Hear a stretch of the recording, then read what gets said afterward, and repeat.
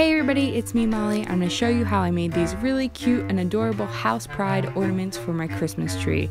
They were really easy to make and they were really inexpensive. So I thought I would share with you all and hopefully you like it. So let's get started. First things first, you're going to need ribbons in all your house colors. I got mine from the dollar store and they come in packs of 3, which gives you a ton of ribbons.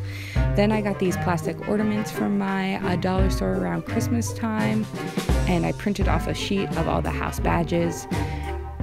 And I grabbed a black piece of paper for my craft bin, which I'll show you how I use later. So let's get started with the cutting out of the badges.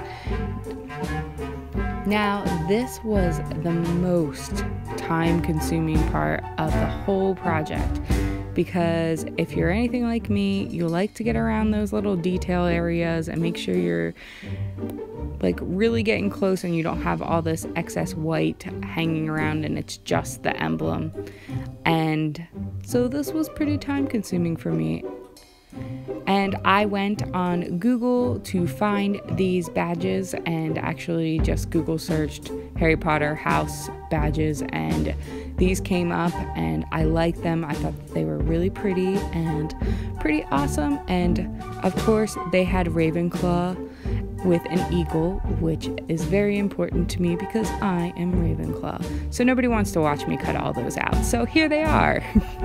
Anyways, next step, you grab one of your plastic ornaments, some Mod Podge or some generic Mod Podge, and you are ready to get started on your next part. Now, you just take a little bit of the Mod Podge and you grab your ornament. Now you can use a brush, but I'm not a big fan of a brush, so I ended up using my finger because I felt like I actually had a lot more control when I used my fingers and I could tell how much glue I was putting on. So you want to find the center of your ornament and then press the badge to it, and then you want to take the Mod Podge and put a nice layer on top of that and kind of press and smooth it out as you go. You might get a couple wrinkles, but that is okay as long as you just kind of like smooth it out and press it out. It should press out pretty nicely. So you repeat this process with all the 4 houses, and like I said, this is really easy, and you just set them aside and let them dry. My Mod Podge that I was using was a generic Mod Podge, and it dried pretty quickly, so it was able to set pretty quickly and be dry for the next step.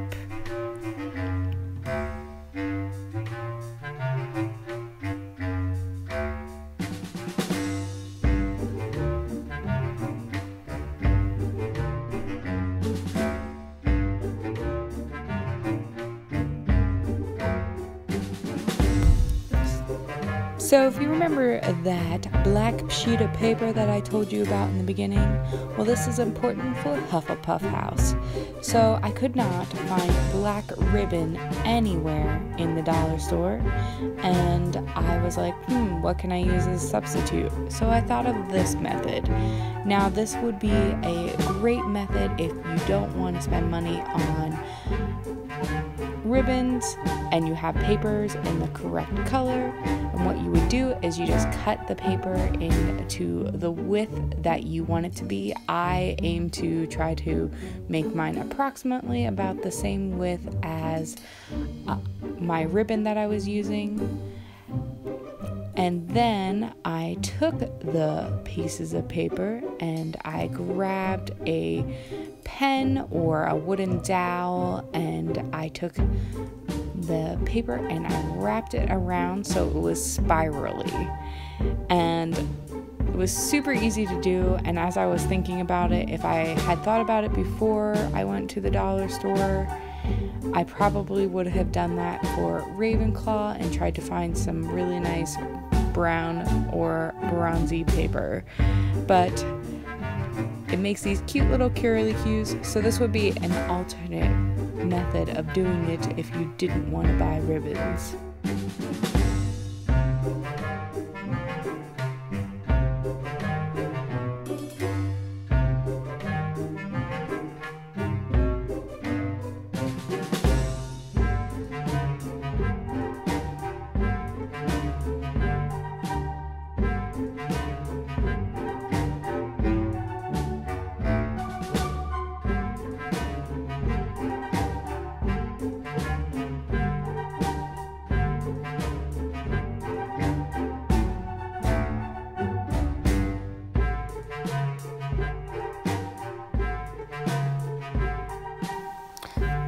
And ta-da! You have made your own ribbons.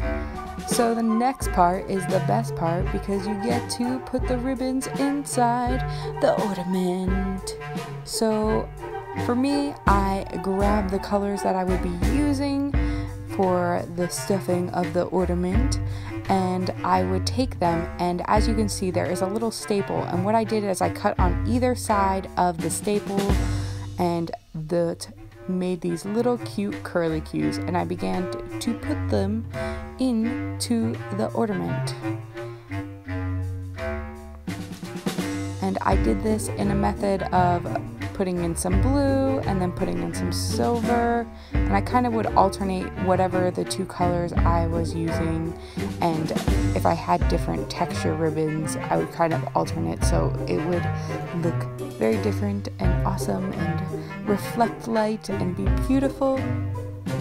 And it was super easy to put it in there, like as you can see it's just like dropping it in, but yeah. And I kind of just filled them to the fullness that I felt like they looked good. So it really depends on what you want. I did them kind of very full to the top, as much ribbon as I could get in there.